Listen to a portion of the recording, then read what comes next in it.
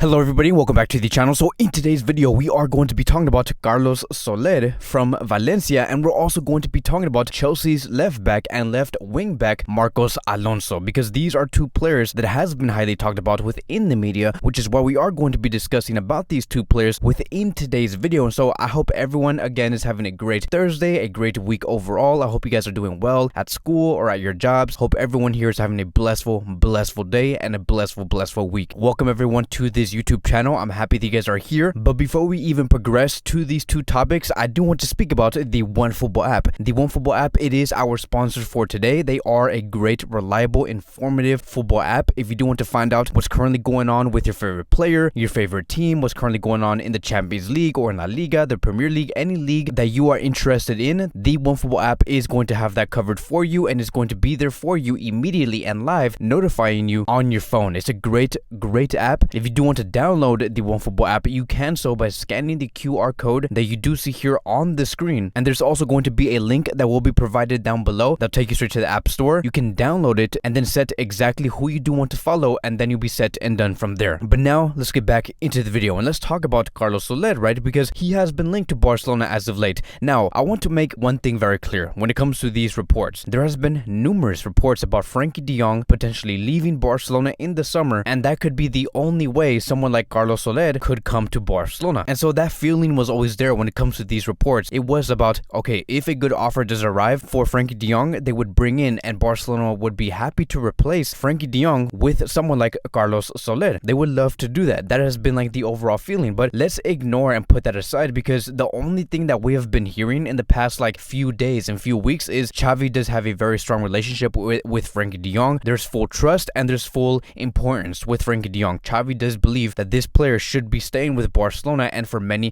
years. And we have seen Frenkie already in the previous game be a complete game changer. Why would someone like Xavi Hernandez or a football club like Barcelona want to let go of a player like this? It just makes no sense. These reports that has been coming out when it comes to these swap deals of Frenkie and Carlos Soler and many other swap deals, right? It is all just completely fake. It is all false narratives. Frenkie is going to continue to be a Barcelona player because of his great positioning, because of his understanding of how to move into spaces. Frenkie is a world-class player and he is going to continue here for many years. And so let's put that aside and let's just talk about Barcelona overall being interested in Carlos Soler regardless of what does happen with Frenkie de Jong. And it does say here, according to Alfredo Martinez, Mateo Alemán is a great supporter of signing Carlos Soler. Valencia's renewal offer to Soler is around 2.8 million euros net per year. This is an affordable figure that Barcelona can afford. Now, let's put these wages, right, all these salary talks aside. I don't want to talk about this right now. Let's talk about why Barcelona do want to have and bring in someone like Carlos Soler, because we know that when it comes to a salary of 2.5 net, Barcelona can afford that. That is no problem, which is why I want to focus on who he is and why Barcelona want him, because this is a player that is 25 years old. He does play for Spain and he is also considered as a midfielder. Now, he does play in almost every position within the midfield. That is what he has been doing at Valencia. And so he has been playing as a right central midfielder, as a left central midfielder, as a central midfielder, as a defensive midfielder at one point, even though he is wearing the number 10 shirts. But let me tell you, Valencia have really benefited off of what Soler does have to offer on the field. Like whatever he is demanded, he does deliver. Now, I know that many are going to be looking at his stats, whether he's doing great, whether he has great pass completion rate, great progressive passes. But if we look at those numbers and we look at his stats, you can see that, okay, this may not be the perfect fit. You look at his progressive carries, his progressive passes, his pass completion rate, his passes attempted. This is something that you may not want to see in a Barcelona midfield, right? And you and me can agree on that. But let's have some more context on why Carlos Soler has numbers like this. Because if we look at Valencia and what type of team that they are, we can see that when it comes to the most amount of touches within La Liga, Valencia is at the very bottom. Like, why is Valencia at the very bottom and does have the least amount of touches per 90 minutes within the league? Like, Valencia is worse than Cádiz, Alaves, Getafe, Granada, Mallorca, Osasuna, Levante, Elche. And so that is because when it comes to Valencia and how they function under their coach Pepe Bordalas, this is a coach that does want his team to be a team that does not necessarily move forward as a collective. They're not a team that does require a lot of touches on the ball. They're completely okay with not having the ball, with not having possession, because they are a team that when they receive the ball, they like to immediately counterattack. That is basically their game. There's no collective effort of always trying to push high, always trying to receive the ball as soon as possible and then go on forward and try to score a goal. Valencia Valencia is not a team like that. And that is their game plan, right? Like every team has their own philosophies, they have their own tactics, which is completely okay. But this is where the conversation of Barcelona wanting Carlos Soler does come in. This is exactly why they want this player, because when it comes to Soler, he really does make his chances count, even though Valencia do not require the ball all the time, even though they do not want the ball all the time. This is a player, right? A midfielder that within a span of 2,923 minutes, he did receive a total of 12 goals and 6 assists. These are the stats that he has gained through this season, and that does put him as one of the top scorers if compared to Barcelona, and yes, over Memphis, yes, over Aubameyang, yes, over maybe someone like Dembele. And so he is a very versatile player, someone who is a very box-to-box profile, someone who is also very confident in the box. He loves to make runs inside the box, and he is someone that does like to be in those dangerous areas, very similar to what Frankie de Jong does like to do. Now, this is where the projection does come in. Like, what would happen if Carlos Soler does bring this type of performance on a team like who is very possession-based, a Barcelona team that likes to have the ball all the time? What type of numbers could Soler bring in instead of 12 goals and 6 assists? Maybe it could be double this. And so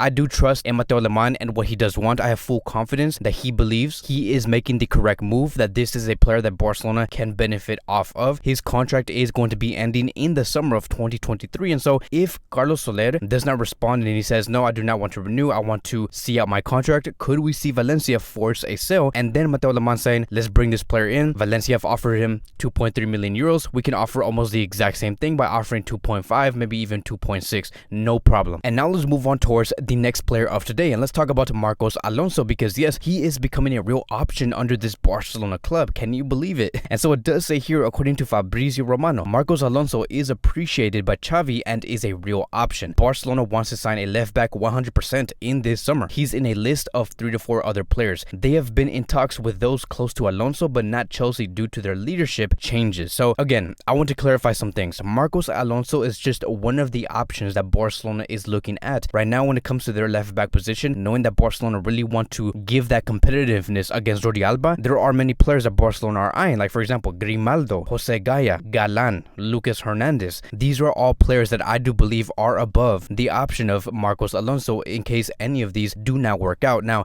Alonso has been highly used at Chelsea. Like, this is not just a throwaway at this club. Marcos Alonso is highly appreciated by Tuchel. But here's the thing, right? When it comes to this left back here, he is 31 years old. And when it comes to Barcelona, we need to go for someone who is younger, someone who is also inspired to be the best left back in the world. We need that competition against Jordi Alba, because that is what's going to improve Barcelona in the short term and in the long term. Now, I know that age may not mean anything. Like, look at what Lewandowski and someone like Benzema and all of these older players are doing out there in top European football. I know that age really doesn't mean anything, but again, when it comes to Barcelona, we need that mix of youth and experience in every position, and especially when it comes to the back line. So this is just where we do stand when it comes to Marcos Alonso. Xavi is interested. He does see him as one of the options. I do think that he is at the very bottom of this list. Let's wait and see how Chelsea does operate with this player. Maybe they actually renew him, because his contract does end in the summer of 2023. So Chelsea does have to talk to him eventually and within these next 2 or 3 months. But that is going to be wrapping up today's Barcelona Daily News. Thank you guys so much for watching. If you guys are new here, welcome to the channel. Please like, subscribe, comment, and I will see you guys in the next video.